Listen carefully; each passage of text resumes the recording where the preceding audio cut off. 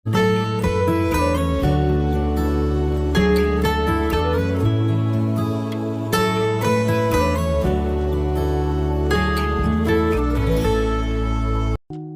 ఆత్మీయ సార్వత్రిక సంగమా, ప్రభు అయిన యేసుక్రీస్తు వారి ఉన్నతనామంలో వందనాలు చెల్లిస్తూ ఉన్నాను.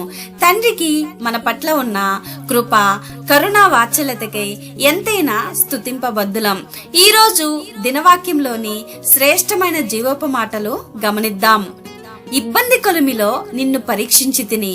ఈ వాక్య భాగం యెషయా రాసిన గ్రంథం 48వ అధ్యాయము 10వ వచనంలో మనం చూడవచ్చు. ఈ మాట కొలిమిలోని వేడిని చల్లార్చే చల్లని వర్షపు జల్లులా ఉంది కదూ. అవును, దీనిపై అగ్నికి వేడికి ఏ మాత్రమో అధికారం లేదు. శ్రమలు రాని, దేవుడు నన్నెన్నుకున్నాడు. పేదరికమా, నువ్వు నా గుమ్మంలోనే కాచుకొని ఉంటే కాచుకొని ఉండు. పరమైశ్వర్యవంతుడు నాతో నా ఇంట్లోనే ఉన్నాడు అని మనం చెప్పగలము. అనారోగ్యమా, నువ్వు అడ్డగించగలిగితే అడ్డగించు, కానీ పరమ వైద్యుడు నా దగ్గరే ఉన్నాడు అన్న నిశ్చయత నీలో కలగాలి. ఈ కన్నీటి లోయలో నాకేమి సంభవించినా సరే దేవుడు నన్ను ఎన్నుకున్నాడని మాత్రం నాకు స్పష్టంగా తెలుసు. ఓ విశ్వాసి, భయపడకు, యేసు నీతో ఉన్నాడు. నీ అగ్ని పరీక్షలన్నింటిలో ఆయన ప్రత్యక్షతే నీకు ఆదరణ, క్షేమము, శాంతి, సమాధానాన్ని కలగజేస్తాడు. తన సొంతానికి ఎన్నుకున్న వాళ్ళని ఎవ్వరినీ కూడా ఆయన వదిలేయడు.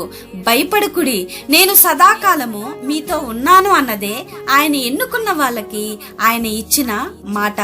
ఇబ్బంది కొలిమిలో వాళ్ళకిచ్చే ఆదరణ మాట. కాబట్టి నాలో అగ్ని కొలిమి కాలుతుంది, మంటల్ని దేవుని ఊపిరి ఊదుతుంది. మనసంతా సలసల కాగిపోతుంది, వణికిపోతూ మాడి మసైపోతుంది. ప్రచండ వేడిలో నిశ్చలంగా ఉన్నాను. దేవుని చిత్త ప్రకారమే అని తలవంచాను. ఎర్రగా కాలిన నా హృదయాన్ని బండ మీద పడేశాడు, తన రూపులోనికి తేవాలని. బరువైన సుత్తితో బాదాడు, సుత్తి దెబ్బలకి నిశ్చలంగా ఉన్నాను. దేవుని చిత్త ప్రకారమే అని తలవంచాను. ఎర్రగా కాలిన నా హృదయాన్ని మెత్తబడ్డ మనసుపై పడుతున్న ప్రతి దెబ్బకి నిప్పురవ్వలు ఎగిరాయి. చల్లార్చి మళ్లీ కొలిమిలో వేసి కాల్చాడు. అంతా భరిస్తూ నిశ్చలంగా ఉన్నాను.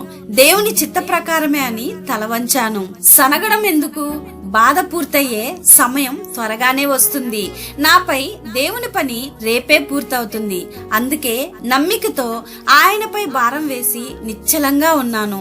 దేవుని చిత్త ప్రకారమే అని తలవంచాను. శ్రమ అనేది మెడక వేలాడదీసిన సమాధి రాయిలాగా కనిపిస్తుంది, కానీ నిజానికి అది ముత్యాల కోసం సముద్రం అడుగును వెతికే ఈతగాడు అగాధంలో ఉండడానికి చేసే సహాయం లాంటిది. దేవుడు ఈ దినవాక్యమును మిమ్మును దీవించి ఆశీర్వదించునుగాక. ఆమేన్.